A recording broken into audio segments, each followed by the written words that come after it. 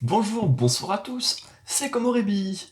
On se retrouve pour une nouvelle vidéo, encore une Komoritique, il y a que ça en ce moment alors que je vais me concentrer sur les autres à la base. Mais bon, hein, c'est comme ça, les hommes et leurs contradictions, c'est bien connu. Mais en même temps, j'ai pour projet de rattraper les lectures que j'ai en retard. Donc on va enchaîner rapidement avec Dreamland, Prisonnier et Coup, et un colis gentiment envoyé par Meian, début décembre. Bref, aujourd'hui on retourne en Angleterre à côté d'une belle bande de vikings, et on arrive à la transition qui me faisait de l'œil depuis belle lurette. Je vous invite évidemment à aller voir mon retour sur les parties précédentes sur mon blog. D'ailleurs, prenez en compte que je vais divulgacher jusqu'au tome 8 dans la quatrième partie de cette vidéo, et jusqu'au tome 14 dans la cinquième partie. Mais vous pouvez au moins vous intéresser au reste si cela vous inquiète. Vinland Saga tome 8 à 14, 7ème Komoritique, c'est parti. Bam balam balam, bam balam balam.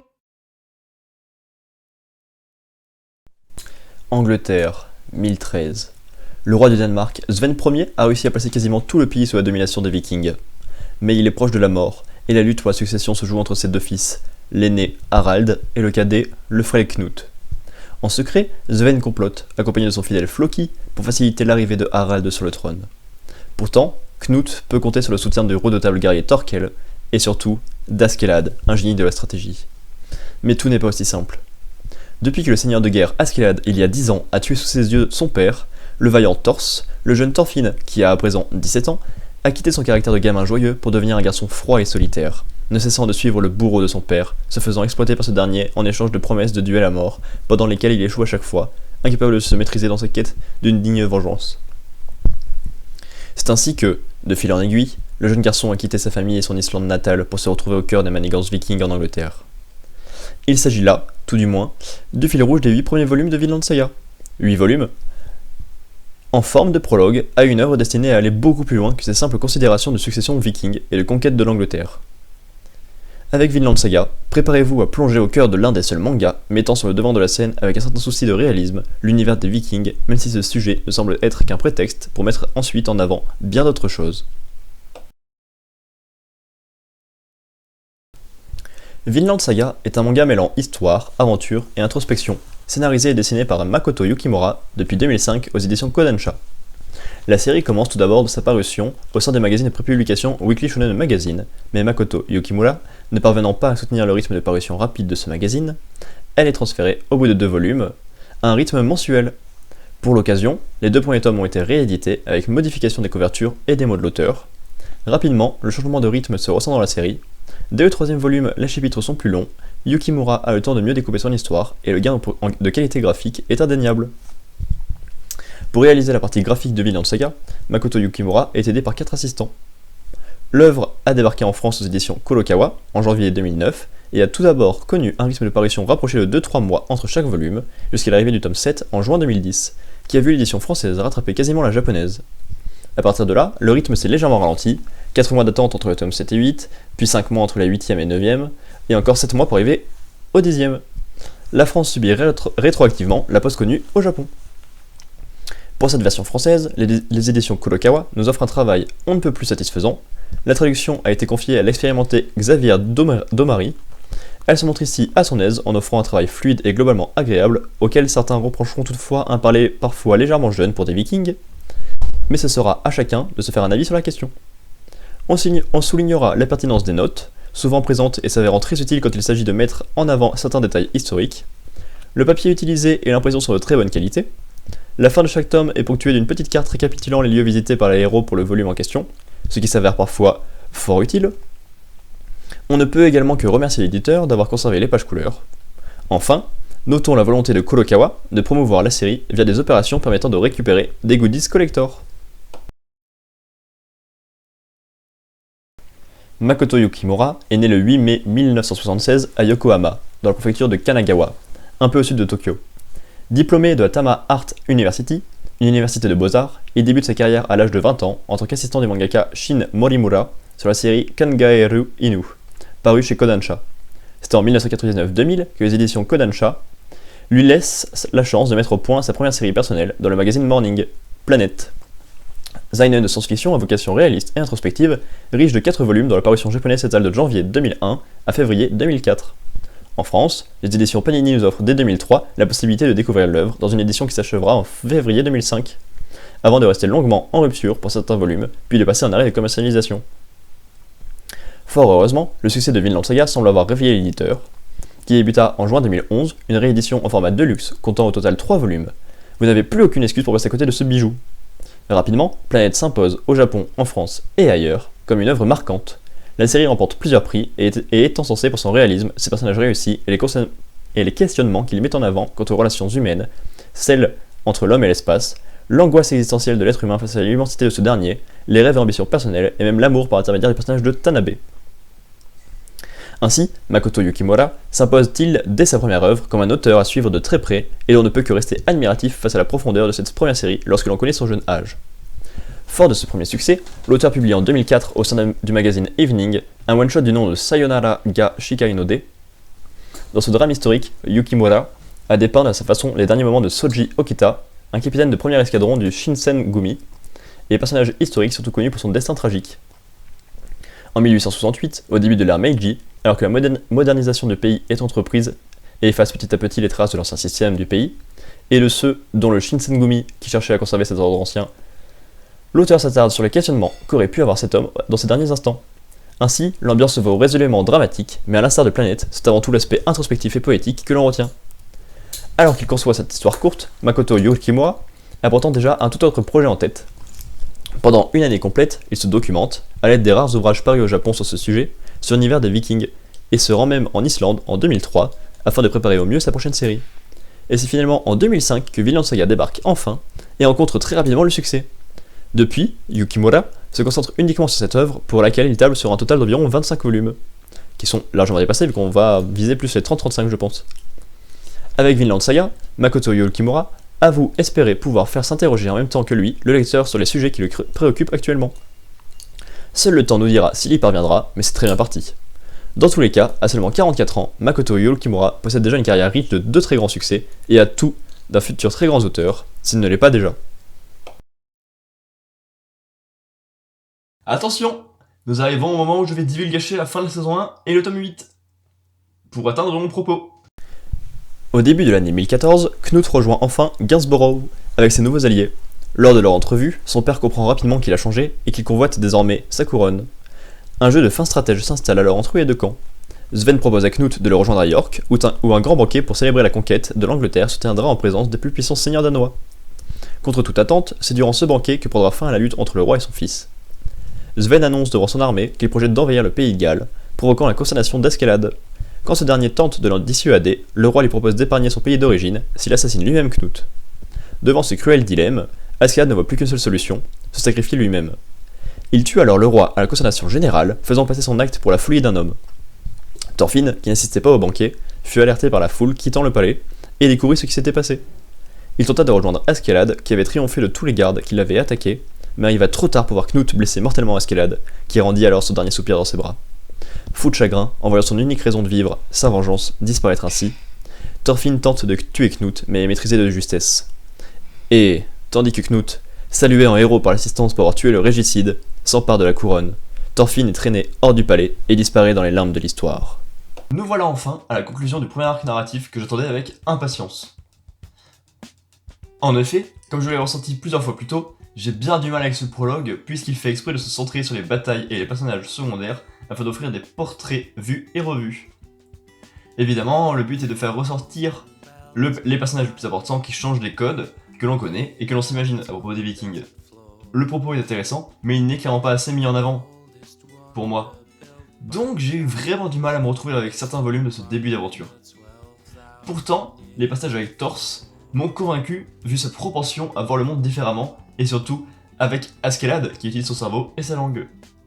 Il s'agit de 2 outils qui s'attachent directement à mon cœur et qui me font facilement apprécier les personnages. Et j'ai bien raison d'être totalement sous le charme de ce petit chef à la forte tête. En effet, celui-ci avait un superbe plan de longue date et mûrement réfléchi pour prendre le pouvoir.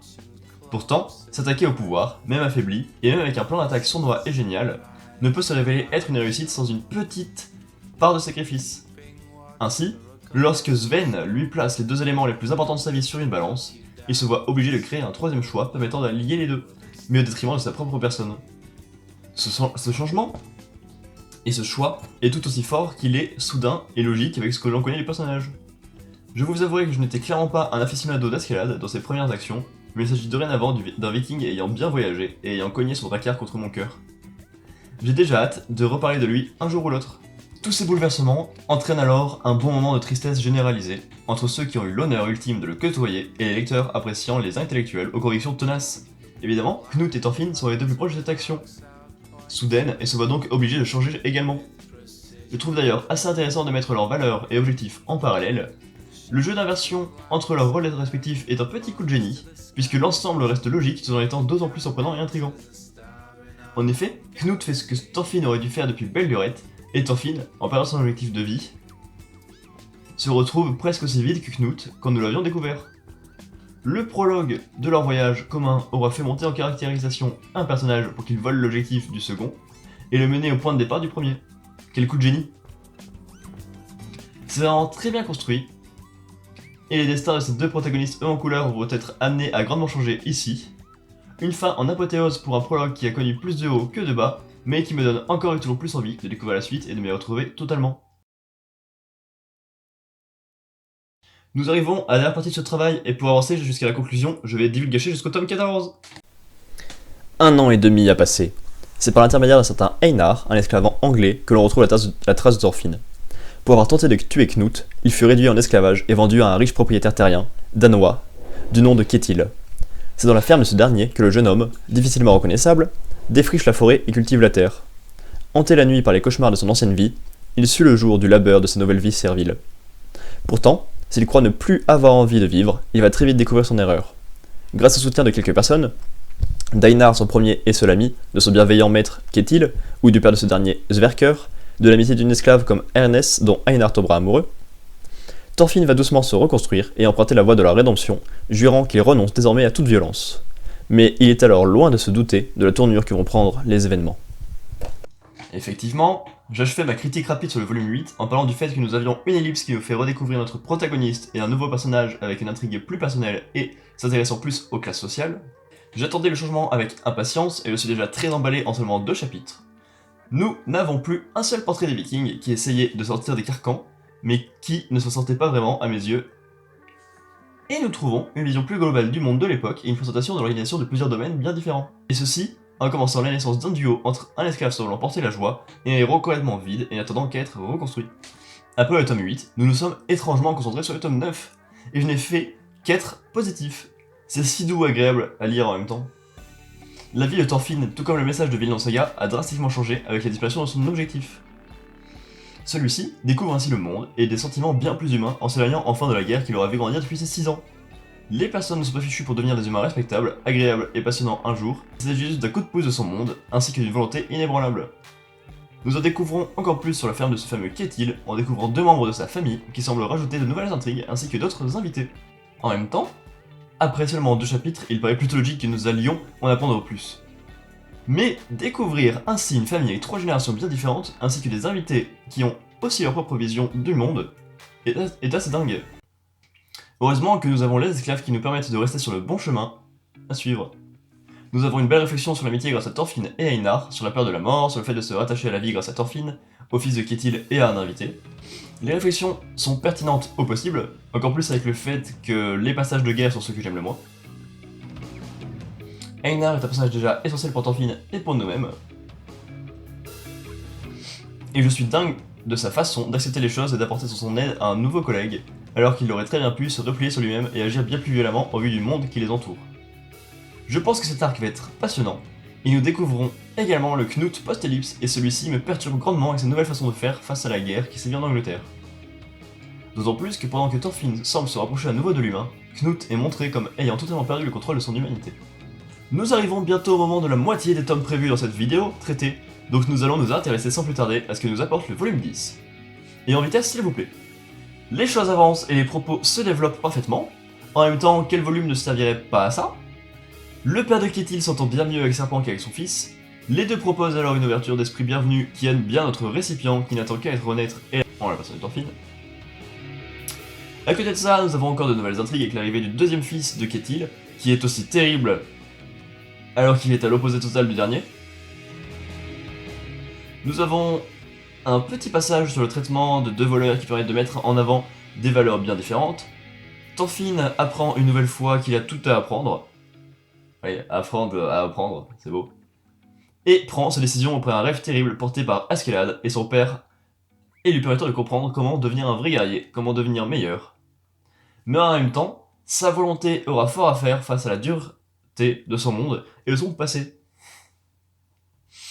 En tout cas, lui et Einar ne sont pas faits que des amis, au vu de l'état de leur travail. Bref, c'est vraiment intelligent, bien construit et passionnant. J'adhère totalement à ce deuxième arc narratif. Il est maintenant temps de parler du volume mettant à l'honneur le roi Knut dès sa couverture, le 11e. Grâce à leurs efforts et leur dur labeur, Thorfinn et Einar peuvent enfin entrevoir leur liberté. Mais la santé fléchissante du vieux maître Sverker est loin d'être la seule ombre à planer sur le bonheur des deux esclaves. Dans une ferme voisine, le propriétaire des lieux, Jalak, ainsi que toute sa famille, sont massacrés par l'un de leurs esclaves, avide de se venger des humiliations qu'il a subies de son maître. Après avoir brûlé la ferme, il s'évanouit dans la nature. Mais la plus grande menace qui pèse sur la ferme de Ketil viendra de la capitale du royaume danois, Jelling. Wow, wow, wow. Les choses font plus que bouger et s'emboîter là. C'est vraiment fluide et superbement construit. On a moins de Thorfinn après ces 3 ans de travaux. De toute façon, comme il en a assez fait pour acheter sa liberté, il ne lui reste plus qu'à attendre le retour de Ketil en restant au chevet de son père. Rien de plus simple évidemment. À moins que le père ait des problèmes de santé, qu'un esclave d'une ferme voisine se soit enfui et représente une simple menace. À côté de ça, nous suivons Knut, qui arrive chez son frère et qui continue de jouer simplement son plan de conquête et de pacification par des attaques sournoises. Celui-ci porte d'ailleurs un poids terrible qui semble le bercer dans une douce folie pour éviter qu'il sombre totalement. C'est assez étrange de se dire que c'est un peu de la folie qui le sauve en fait. Encore à côté, nous avons Ormar qui essaie de réaliser ses rêves mais qui n'est clairement pas au niveau, et qui entraînera sa famille dans un engrenage du plan de Knut. Tout est bien relié et bien fixé, puisque nous lions la conquête et la ferme, ainsi que le possible futur sauvetage de Thorfinn grâce à quelqu'un qu'il aime. Tant d'humanité dans cet arc, je prends mon pied comme jamais. Nous arrivons enfin à la trilogie finale de ce magnifique arc qui excelle d'un bout à l'autre pour l'instant, en nous attaquant au tome 12 qui semble emprisonner 2 personnages entre ses chaînes. Esclave à la ferme de Ketil au Danemark, Thorfinn n'a plus grand chose à voir avec le mercenaire qui arpentait les champs de bataille dans l'espoir de venger son père en tuant le cynique Askeladd. Au contact des habitants de la ferme, qu'ils soient libres ou esclaves, Thorfinn découvre une nouvelle vie, loin des combats, faite de dur labeur, de sueur et de terre. Toujours hanté par ses crimes passés, il fait le serment de renoncer à la violence. Mais lorsqu'un esclave en fuite arrive dans le domaine de Ketil avec à sa poursuite le serpent et ses hommes, il devra décider s'il n'y a pas de situation qui mérite que les hommes d'honneur se battent. Je trouve que cet arc narratif se démarque grandement du précédent, qui constitue le prologue du Vinland Saga par sa volonté de traiter bien plus de personnages, dont certains qui n'ont finalement pas de réelle importance pour le fil rouge global. Et évidemment, ceci permet, en plus de se démarquer, de me faire grandement augmenter l'intérêt que je porte à ce que je lis, grâce à la qualité de l'écriture de tous ces humains. Car l'anthropologie est un des plus grands plaisirs que je peux avoir au niveau des lectures. Je ne retiendrai qu'un seul élément de ce volume, puisqu'il est tout autant à l'honneur et prépondérant que sur la couverture. Je parle bien évidemment de la tragique histoire des personnages de Hannes et de son mari. Ce n'est pas évident de mettre des personnages plus importants de côté, mais c'est un pari totalement réussi ici. Enfin, nous comprenons bien à quel point les esclaves peuvent être perdus et peuvent regretter toute leur vie des actions qu'ils n'ont pas réellement commises, ou qui n'ont pas spécialement